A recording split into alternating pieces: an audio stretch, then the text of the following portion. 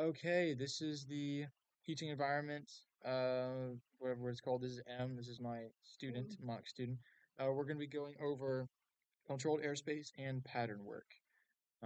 So just first off, we're going to talk controlled airspace. So controlled airspace, is just airspace where ATC controls our movement. So it gives us, makes things safer, easier, directs traffic flow. Um, yeah, so it just gives us so bad. Okay.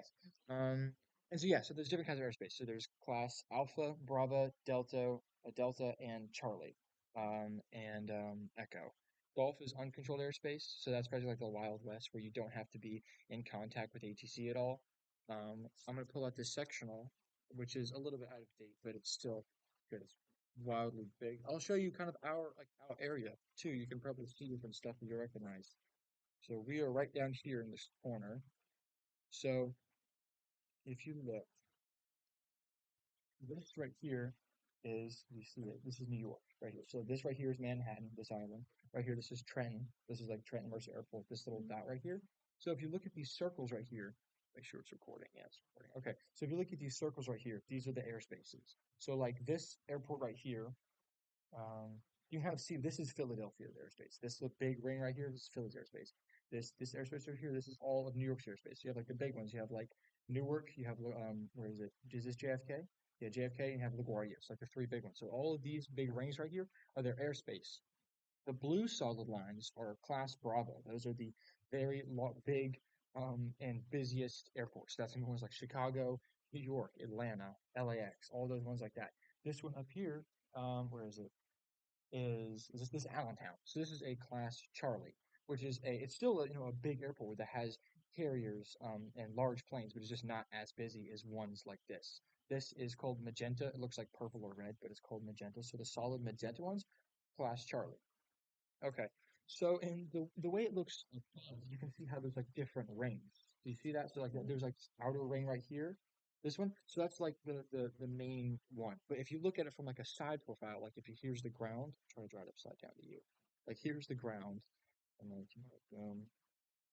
the airspace actually looks like this. So there's different layers. It looks like a tier of a cake, and these layers are all controlled by air traffic control, ATC. That's what we're talking about, controlled airspace. So you have this larger ring, and if you look, it tells you the altitude. So right here, it says from this shelf, that's called shelf. So this shelf right here is from, I think three goes this way. Is that correct or not?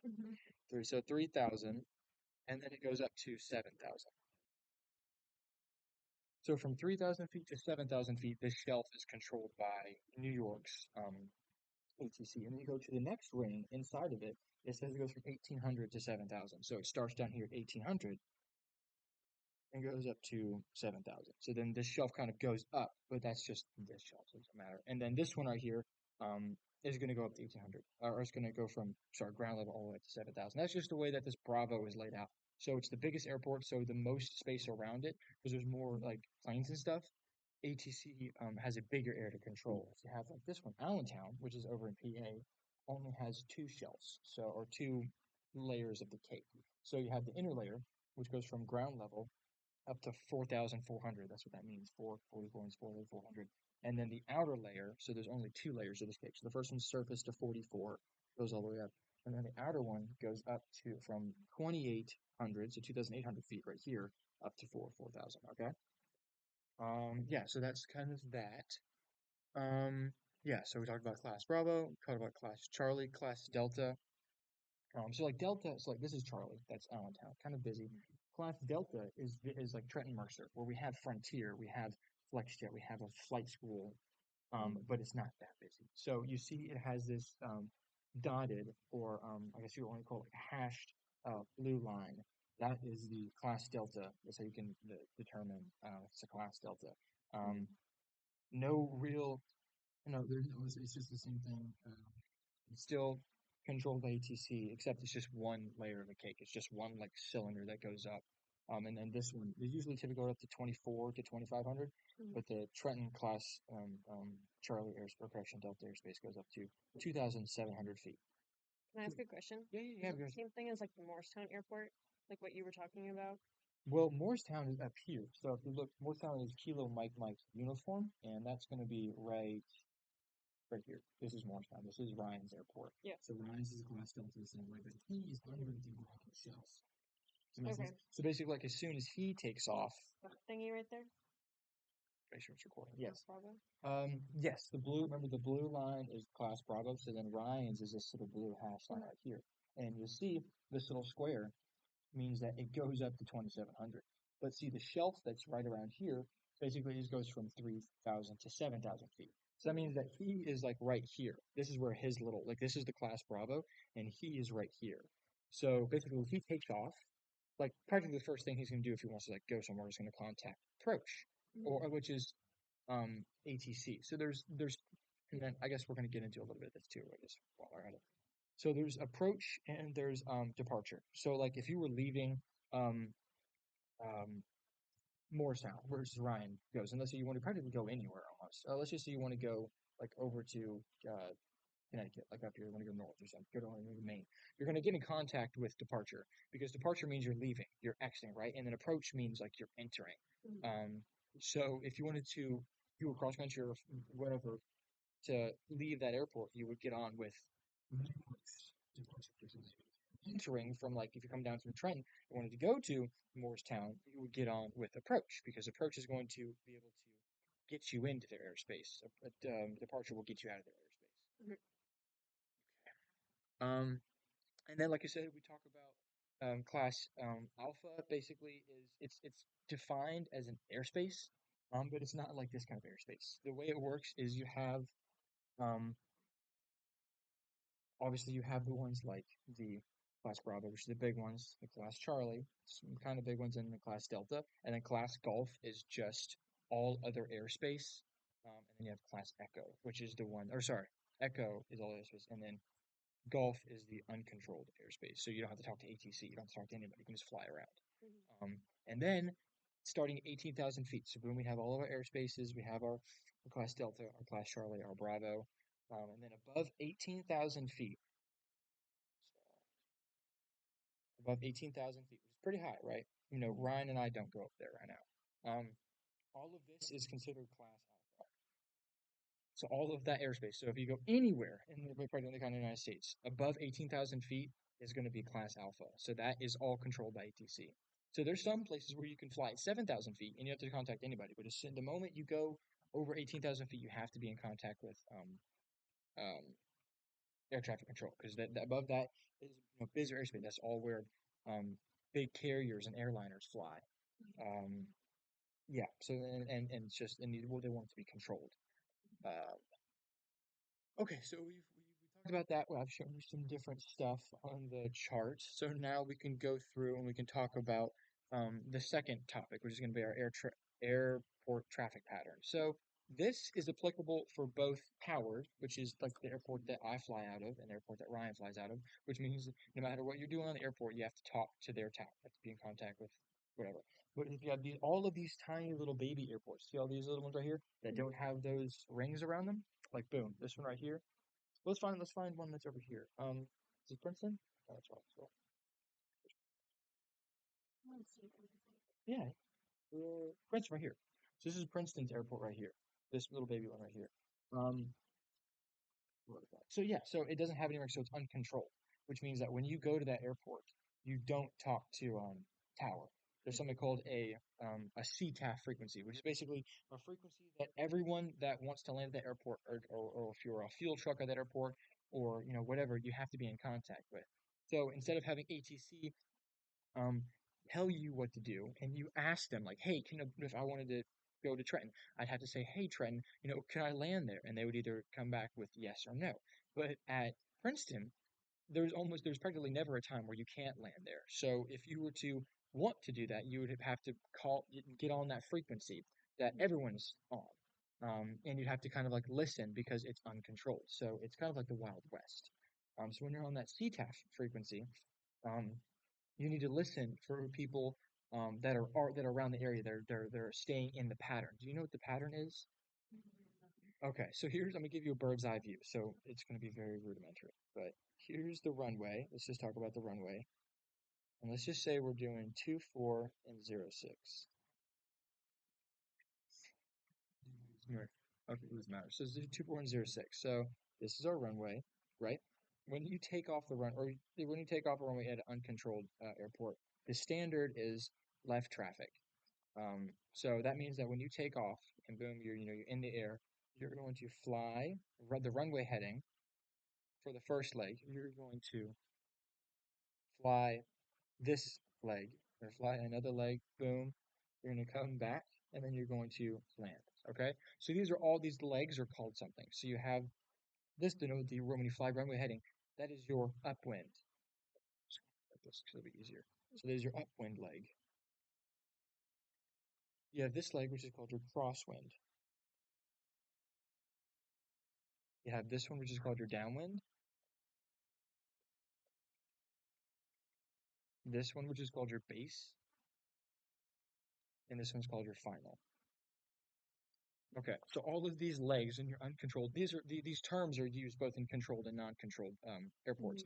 But these terms, when you're at a non-controlled field, when you're flying these different legs, you let the people know there that you're on a crosswind. Like, I'm on left crosswind. So if you're doing left traffic, which is standard, you'd say, you go here, you turn, you say I'm on left crosswind. So that someone that's 5 miles away trying to enter the airport, or someone that's about to take off, or whatever, knows that you're here in this part of the traffic pattern. Does that kind of make sense?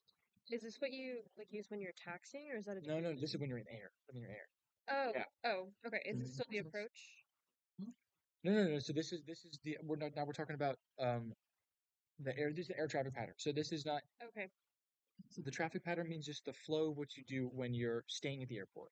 So if you were just going, if when we're at Trenton and we take off, so we're in our little plane and Oh, okay. yeah, so we take off and whatever we want to go up to Ryan. So if we were taking off runway 24, we'd actually make it left. It'd be like this because 24 is like this on the map. So we would take off 24 and then we would go this way. Yeah. But anyway, so let's say that we're okay. We're gonna use the map to make it easier. So runway 24 is this runway right here. Okay. So that's this one. So see how they have the two little lines that go like this and like this? Yeah. Runway 24 is this one. So let's say that we're up here and we take off from Morristown and we fly down. When we're about 10 miles out from the Trenton Mercer Airport, we're going to pick up their weather because whenever you're flying from different airports, it's important to know the weather. The weather is called the ATIS, which is basically just a frequency that continuously um, spits out the current weather. So it's going to give you the wind. It's going to give you if there are any problems at the airport. It's going to give you the density altitude. It's going to give you something called the altimeter setting. We're going to get too much into this with altimeter setting, and then it's going to give you something called your current information, and that's going to be used with one of the phonetic letters of the alphabet. So boom, we're 10 miles north of Trenton. We're inbound. You're going to make a call because you're on radio, you're on comms because it's a tower airport, so you have to let them know. So you're going to say, and I'm going to write this out because this is one of the exercises at the end. So the phraseology you're going to use is always going to start with who you're talking to. So you're going to say, Trenton Tower. So tower's frequency, dot, dot, dot, your plane. So whatever plane you're in. So we'll use, you know, November 321 Charlie Tango. And then you tell them what are you doing. So then you're going to say, or sorry, where you are. So you'll say 10 to the north, and then tell them, what your intentions are. So you would say, and so we're inbound, so we're flying inbound, full stop, which means that we're stopping at the airport, and then tell them what information. Do you remember what the information was? So the information which was the phonetic alphabet. So let's say that we have, whatever, we have information alpha. That just means that um, the ATIS, which spits out the weather, it's going to be like, winds variable from 240, which is the direction. So winds variable 240, altimeter 3022, density altitude, whatever. And then it'll say, information echo or information alpha, because every hour it changes because the weather changes. So if you pick up the ATIS like early, like you're above Trenton and you're just flying around, and then you do that for 2 hours, and then you come back in, the weather you got 2 hours ago could be wrong. So let's say that you have information alpha and make the call. Hey, tower, we're up here. This is my plane. I want to come back in with information alpha. And they're like, dude, alpha's like two hours old. They're gonna want you to have the current information so you know the weather that you're flying into at that airport. Does that make sense? Mhm. Okay. So yeah, so that's that. What's the next part? So how frequently do you need to check that then? Well, usually just when you're inbound. So like when Okay. you're flying from Morristown and you're usually around 10 miles out Okay. is when you're going to get that information. You're going to give tower a call. And now we're getting back to the traffic pattern. So boom, so you make that call. Trenton Tower, you're talking who we're talking to, our plane, who we are, 321 Charlie Tango, Mhm. and you say, and what are our intentions, or where are we? So we're 10 miles to the north of the airport. We're up here somewhere, 10 to the north with Alpha, with information Alpha, looking for, and just tell them what we want to do, looking for a full stop back into Trent. And then so what that tells them is that, okay, we have the current weather. They know that we want to land at Trenton and stay there. And then they know where we are. Then they're going to tell us, depending on our position, how to enter the traffic pattern. Does that make sense? Remember these? Remember these are the different legs of the traffic pattern? We have upwind, crosswind, downwind, base, final, right? These are all the different parts. When you're at a non-controlled, which is like the tiny airports, remember? You just have to get on that one frequency and tell them where you are, right? But when you're in a towered airport, it's a little bit busier. Air traffic control tells you what to do, and you just do what they tell you to do. Okay. Mhm. So boom, we're 10 to the north. We made that call. Um, what happens all the time at Trenton if you're north? They're gonna make this call, and then they're gonna say, 321 Charlie Tango, enter a right downwind for yeah, right downwind for runway 24. So this is the way it's laid out. So 24 takes off this way. Yeah. So this is the airport. Boom. So we're 10 to the north. If we're up here, this is our plane, and we're coming in. They say enter a right downwind for 24. We're going to enter this downwind. Like this air is just reversed. Is that okay? Yeah. Does that still make sense to you? Okay. Yeah. So boom, we're gonna fly in here, and this is the downwind leg, but we're going this way because we're landing on this runway. We're landing on 24. So boom, we're going to enter this downwind leg and so boom, as soon as we get into the downwind leg, we're gonna tell tower, hey, 321 Charlie Tango in the downwind for 24.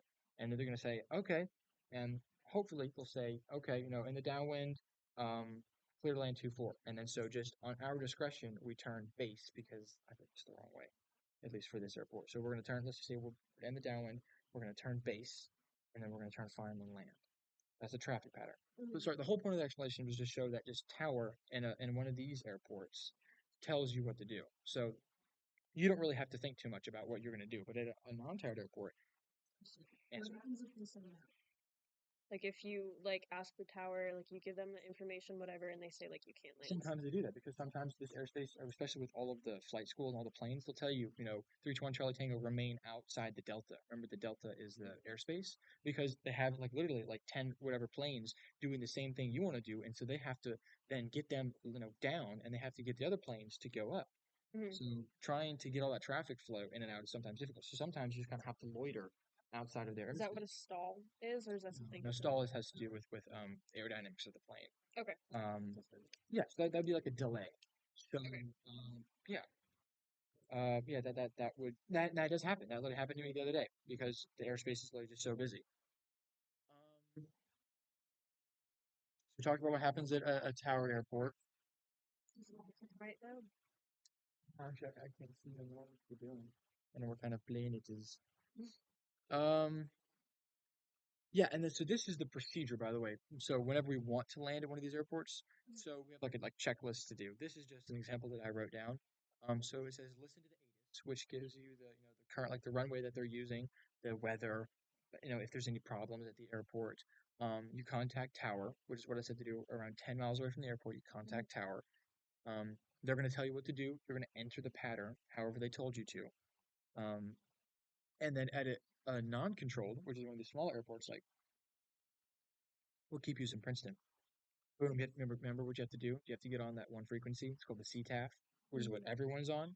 That's at a non-tower. Remember that? Okay. So Echo or golf? well, that doesn't really have that would be considered a golf. Golf. Depends on the airport. Depends on the airport. But like if we're using like Princeton, for example, I That would forget which one you said was. no. So Echo is controlled. Golf is non-controlled. Okay. Yes. So we landed Princeton. You have to get on that one frequency. Hmm. Just gonna briefly try to explain how you would do that. So when you're going to Princeton, no matter where you are, at around 10 miles out, because remember, it's kind of like the Wild West. There are rules you have to do, like rules you have to follow when you're doing the stuff in the traffic pattern, but it's not set in stone, and not everyone does it because you don't really have to, because it's literally the Wild West. So you get onto that frequency, you're 10 miles out. Let's just say it's the same scenario. You're to the north. You listen to the ATIS. You don't have to mention that though. You'd say, you know, our planes. Whoever we're talking to. So this is going to be Princeton traffic, which is what would you call it? You call traffic. That's like their frequency instead of saying tower because you're saying who you're talking to. So Princeton traffic, 321 Charlie Tango, 10. So we're the same position, 10 to the north. We're gonna, and then you tell them. Remember, you were now telling them what you're doing. Tower's not telling you what leg to enter.